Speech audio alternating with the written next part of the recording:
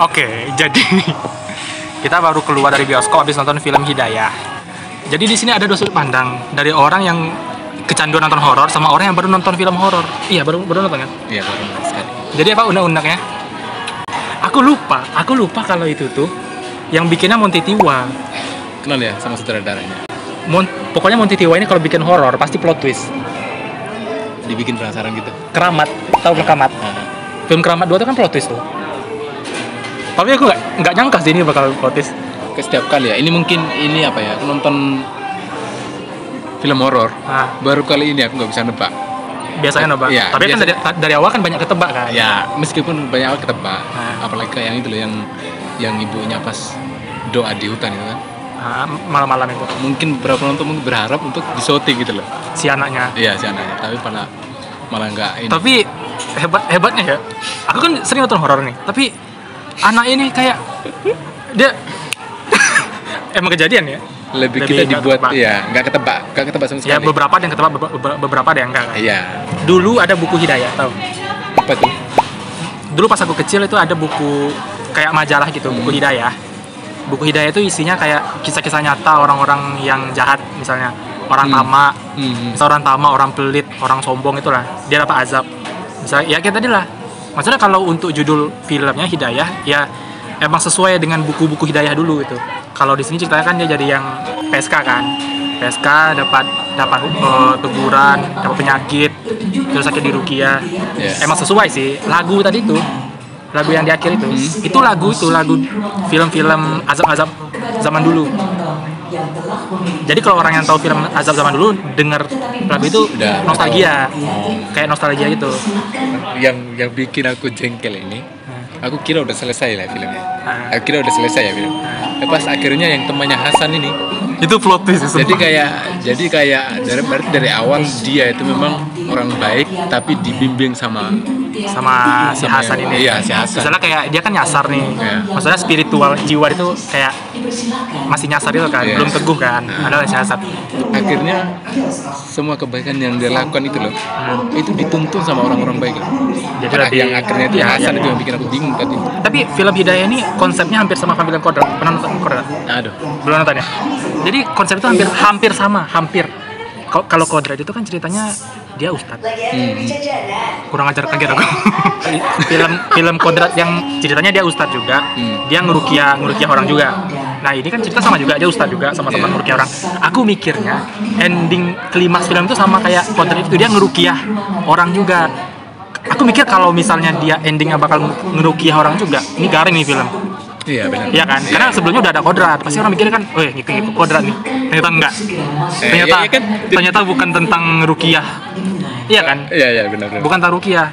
Sebagian penonton kebanyakan ya. Itu selalu membanding-bandingkan. Iya. Tapi hebatnya di film ini terbantahkan. Setiap klip kamu boleh nebak. Ada lah beberapa saat yang bisa ditebak, tapi kebanyakan alurnya itu sulit ditebak. Kalau yang ini. Iya. Aku juga mikir ini sih, aku suka ini sih. Aku mikir gitu sih. Kita bisa ini loh, terima akhir filmnya. Maksudnya pesannya. Iya pesannya. Pesan dari film emang kuat sih. Kalau misalnya nggak dapat, misalnya kalau berlanjut tapi langsung selesai, itu biasa aja ya. Bikin orang apa sih? Iya, betul sih. Hidayah sih. Iya cocok. Maksudnya nggak melenceng gitu. Konsepnya mantap. Jadi judul konsep yang dia bawa itu benar-benar menggambarkan Hidayah zaman dulu yang kita tahu lah gitu. Aku pemain. Kan Ajil bagus settingnya, si Ajil si Bahari itu bagus settingnya. Coba ngerasanya sama nggak? Aku mikirnya karakter pendukung kayak orang yang jahat-jahatnya.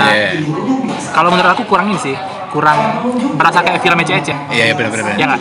Kalau tokoh utama si Ajil mantap. Maksudnya pembawaan ininya, ya kan karakternya mantap. Cuma pemain pendukungnya kayak aku kaget super apa kayak pemain pendukungnya kayak orang-orang jahat yang musuh-musuhnya lah. Terus apalagi yang paling lucu itu yang ini si Asep. Bukan siapa yang berlaku Danang. Iya Danang yang jahat. Lebih konyol lagi dia itu. Kenapa? Itu kayak karakter jahat main-main nggak sih? Nggak cocok kan? Aku mikirnya orang yang harusnya jahat itu kan kayak mungkin mukanya seram, ya tak? Ya terus. Tapi bagusnya orang nggak nyangka kalau si Danang ini yang penjahatnya gitu. Nyangka dari awal? Iya bagus sih. Enggak nyangka kan? Karena dia kayak seakan komedi gitu. Iya, dia kayak pemain pendukung gitu loh. Kayak pemain yang nggak penting. Iya, kayak pemain nggak penting lah. ternyata dia villainnya, dia orang jahatnya rupanya. Biasanya pelakunya itu orangnya hebat, misalnya dia kadang pendiam. Ya, maksudnya di awal dia mencurigakan gitu ya. Iya, kalau ngomong cerdik. Ya. Terus kalau memfitnah jago. Ya harusnya sih. Tapi kan itu gampang ditebak kan. Iya, itulah. Itu mantap. Asiknya ini. Itu mantannya Monty Tiwa. Enggak nyesel sih. Maksudnya nonton film ini kan, aku nonton film ini karena sutradaranya. Sutradaranya Monty Tiwa, ya aku nonton film ini. Tapi enggak nyesel. Kalau adegan, ya memang kalau adegan horornya kurang dapat sebenarnya. Ya, ada beberapa yang kurang apa ya? Kurang. Aku paling suka adegan itu sih, pertama kali itu yang si Ratna yang mau diruqyah, yang di rumahnya pas gelap-gelap, yang si Ratnanya hilang. Ya. Itu aku agak greget, maksudnya agak lumayan apa sih? Lumayan dapat lah horornya. Cuma setelah ketahuan dia di atap lompat, nah itu udah agak kurang. Nah, kalau aku sih itu yang dapat aku kalau. Yang pas dia udah ketemu di atap. Iya. Udah nahan ini. Iya? Nahan, enggak, maksudnya pas di dalam rumah. Iya. Di dalam rumah. Iya. Itu udah nahan saya. Aku dalam rumah ya memang. Tapi udah nyampe di luar kayak, ini film biasa lagi nih. Awalnya kan, tapi adegan yang paling ini apa? Adegan yang paling disuka. Yang paling berasa kali horornya. Itu. Ya itu. Yang di rumah itu. Iya, aku satu lagi aku di ini yang pas berharap sih, maksudnya berharap aja dia tetap berharap aja. Biasanya kan film horor kan tuh pasti kalau dari rumah kayak gitu adegannya selalu dirasuki terus apalah itu entah itu layang atau apa. Iya. Tapi ini enggak loh. Memang enggak sih. Kayak sengaja sengaja ditahan-tahan itu. Ya enggak? Kayak disengaja ditahan-tahan gitu. Iya. Nanti dulu ruqyahnya. Kita lanjut dulu. Ya kayak gitu kesannya. Tapi aku paling suka adegan yang pas ini. Yang siapa yang si Asep yang di hutan naik motor ketemu si pocong. Kamera itu nyorot ke si pocong, tiba-tiba ngadep kita gitu. Itu gue serem sih. Nah, yang terakhir lah yang bikin kita penasaran lagi. Jadi ada nggak lanjutannya sih yang Hasan? Siapa si Hasan? Kayaknya enggak. Yang temannya itu tiba-tiba kecelakaan. Siapa? Si Hasan. Tapi kalau lanjutan kayaknya enggak lah. Jadi kayak bikin kita itu bikin greget gitu. Film ini apa sih? Bikin orang kayak gini aja sih kayak gitu. Tapi kalau lanjutan kayaknya enggak lah. Soalnya ceritanya udah selesai. Enggak ada yang janggal. Ya. Nggak ada misteri lagi kan, soalnya nggak ada yang belum kejawab gitu. Pas. Jump scare tuh adegan yang bikin kaget. Nah, dapat tak? Kalau aku sih adegan jump scare nggak ada. Sedikit aja sih, sedikit 1-2 klip. Makanya itu loh yang bikin kita kurang puas juga sih. Kurang jump scare. Iya. Sebenarnya jump scare-nya ada disediain jump scare-nya, cuma karena letaknya udah bisa ditebak. Jadi kita udah siap siaga gitu kan. Iya, itulah. Jadi mungkin kita udah tutup mata, udah jaga-jaga dan ancang-ancang itu kan, karena udah tahu posisinya. Jump scare-nya ada, tapi kurang kena, ya nggak? Iya benar. Aku cuma sekali tadi kena jump scare. Pas Dini yang si ibu yang hamil. Nah itu baru dapat.